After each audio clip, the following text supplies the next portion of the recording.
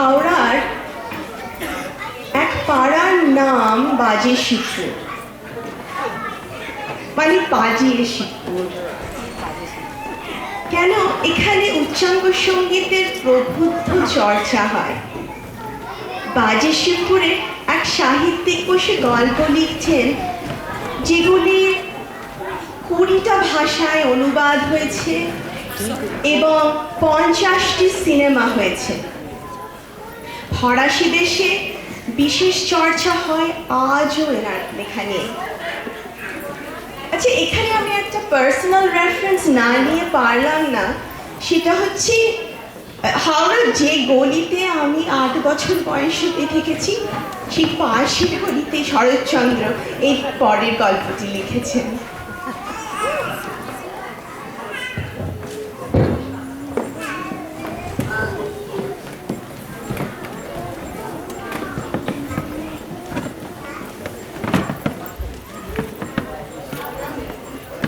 রবীন্দ্রনাথের সাধারণ মেয়ে শরৎবাবুকেই তার গল্প লিখতে বলেছে।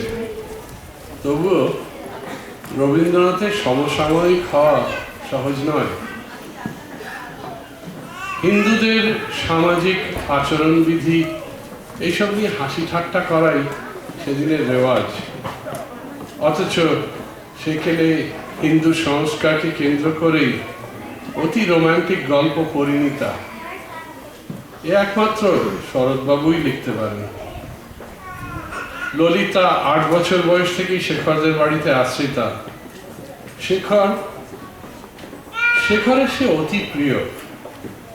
ললিতার মামা গুরুচরণ শেখরকে বলেন, দেখো তো বাবা, এই মেয়েটার কিছু বন্ধু বান্ধবদের মধ্যে যদি গতি করে দিতে পারো। 13 বছর বয়স হলো, কিন্তু হাতে আমার 13টা পয়সা অবধি নেই। শেখর অ্যাটর্নি হয়েছে। তার বাবা লক্ষপতি,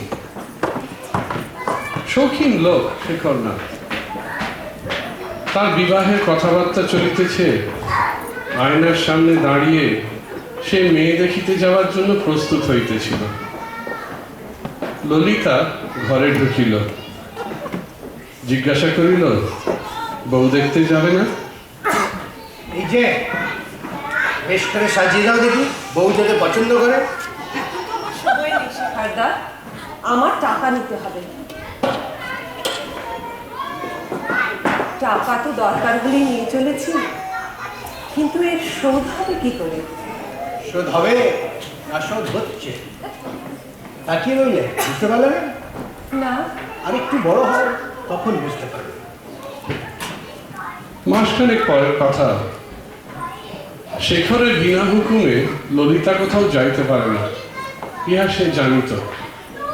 কেহই তাহাকে ইহা বলিয়া দেয়নি, কিন্তু জীব মাত্রেই যে একটা স্বাভাবিক সহজ বুদ্ধি আছে, সেই বুদ্ধি তাকে শিখাইয়া দিয়াছিল। অপরে যাহা খুশি ইচ্ছা করতে পারে, যেখানে খুশি যাইতে পারে, কিন্তু সে পারে না। সে স্বাধীনও নয় এবং মামা মামির অনুমতি তার কাছে যথেষ্ট নয়। কি টাকা নিচ্ছি। 10 টাকা দিলাম শেখরদা। আমরা যে থিয়েটার দেখতে যাচ্ছি, সবাই আমার জন্য দাঁড়িয়ে রয়েছে যে। কি হয়েছে? আমরা থিয়েটার দেখতে যাচ্ছি যে। আমরা কারা? আমি, আন্নাকালী, চারুবালা আর তার মামা। মামাটিকে? তার নাম গিরিন বাবু।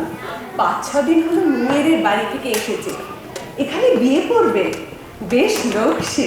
বাহ, নাম ধাম পেশা এই যে দিব্যি আলাপ হয়ে গেছে দেখতি।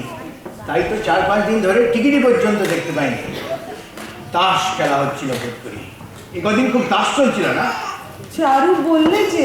চারু বললে? কি বললে? আচ্ছা যাও। যাব? যেতেই তো বললাম ললিতা। যাব, শুধু আজকের দিনটি যাব। বিরক্ত করো না ললিতা, তোমার যেতে ইচ্ছে হয় যাও।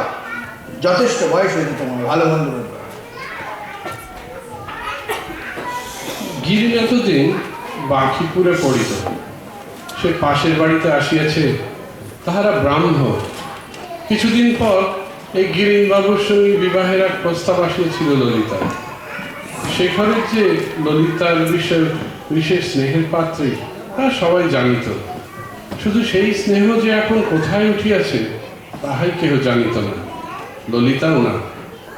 শিশুকাল হইতে শেখরের কাছে তাহাকে একইভাবে এত অপর্যাপ্ত আদর পাইতে দেখিয়া সবাই দেখিয়া আসিয়াছে যে আজ পর্যন্ত তাহার কোনো আদরই কাহার চোখে বিষদৃশ্য বোধ হয় না, কিংবা কোনো ব্যবহারই কারোর দৃষ্টি আকর্ষণ করে না বলিয়াই সে যে কোনোদিন বধূরূপে এই গৃহে প্রতিষ্ঠিত হতে পারে সে সম্ভাবনাও কাহারও মনে উদয় হয় নাই। ললিতার বাড়িতেও হয় নাই, শেখরদের বাড়িতেও হয় নাই।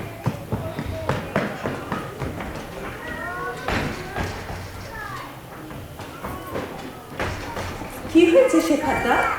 কই কিছু হয়নি তো, তুমি এখানে? এই মোটা ওভারকোটটি দিতে ভুলেছিল, তাই দিতে এসেছি। হ্যাঁ ললিতা, আসছে বছর আমার কি উপায় হবে বলতে পারো? কেন? কেন সে আমি টের পাচ্ছি ভাই।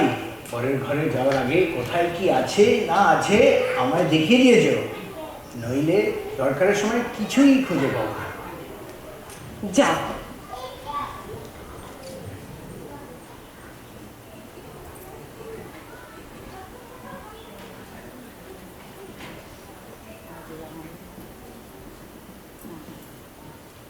এ কি করলে ললিতা? কেন?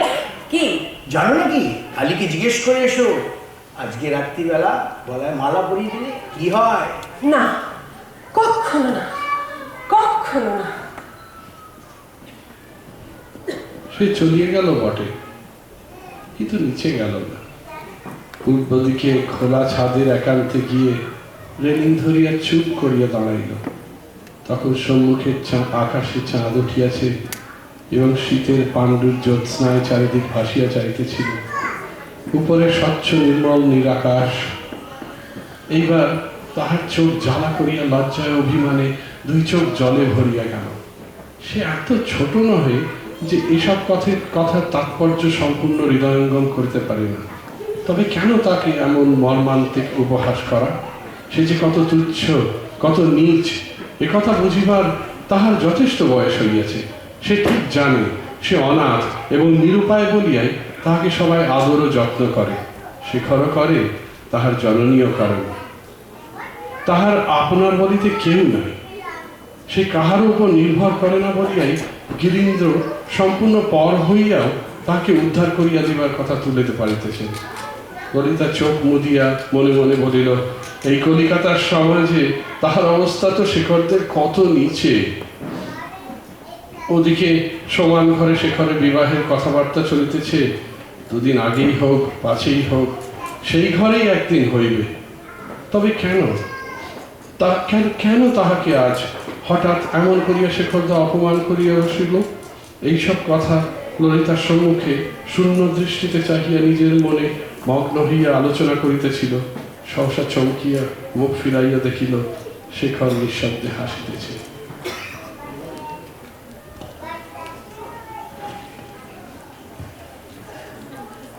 কেন এমন করলে? তুমি করেছিলে কেন? আমার কেউ নেই বলে তুমি এমন করে আমায় অপমান করলে? আমি অপমান করছি না তুমি অপমান করছো? আমি কই অপমান করলাম? একটু ভেবে দেখলেই টের পাবে। আজকাল বড় বাড়াবাড়ি করছে রে ললিতা। আমি বিদেশ যাওয়ার আগে সেইটি তোমার বন্ধ করে দিলাম।